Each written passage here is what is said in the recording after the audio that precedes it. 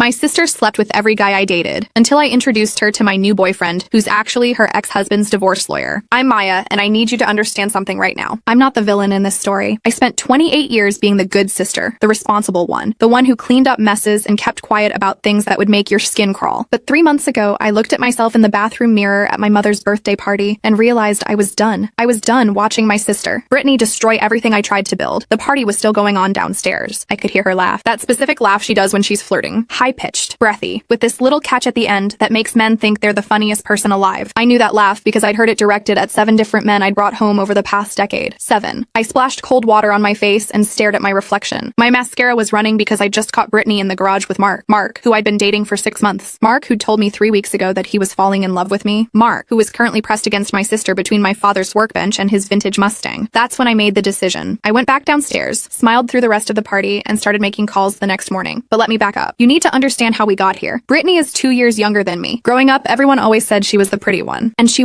is. Blonde hair that actually looks natural, green eyes, this perfect little figure she maintains without even trying. Meanwhile, I got dad's darker features and mom's tendency to stress eat. But here's the thing. Nobody tells you about having a beautiful sister. It's not the comparisons that destroy you. It's watching her use that beauty like a weapon, and everyone just letting her. The first time it happened, I was 19. His name was Connor, and he was my first real boyfriend. We'd been together for almost a year. I thought we were serious. I was actually planning to tell him I loved him. Then I came home early from my shift at the campus library and found them in my dorm room. In my bed, Brittany cried. Said she was drunk, said Connor had come on to her, said she didn't know what she was doing. Connor said nothing. Just grabbed his clothes and left. My parents made me forgive her. She's your sister, my mother said. Family is forever. Boys come and go. I was 21 when it happened with Daniel, 23 with Josh, 24 with Ryan. After Ryan, I stopped telling Brittany when I was dating someone. I tried to keep that part of my life separate. It didn't matter. She always found out. She always made her move, and here's what really killed me. Every single one of them fell for it. Grown men who claimed to care about me, who said they wanted a future with me, would throw it all away for one night with my baby sister. By the time I was 26, I had stopped dating altogether. I threw myself into my career instead. I work in marketing for a tech company. Good money, lots of hours, perfect excuse to avoid family gatherings where I'd have to watch Brittany bask in everyone's adoration. Then she got married. His name was Trevor, and honestly, I felt sorry for him from the start. He was a sweet guy. Quiet, kind of nerdy, worked in IT. He absolutely worshipped Brittany. You could see it in the way he looked at her. Like he couldn't believe someone like her had chosen someone like him. I wanted to warn him. I really did. But what was I supposed to say? Hey, Trevor, my sister's going to cheat on you eventually because that's just what she does. They lasted 3 years. The divorce was brutal. Trevor had gotten a promotion 2 years into their marriage, started making really good money, bought them a house in a nice neighborhood. Then Brittany got bored. She started sleeping with his boss,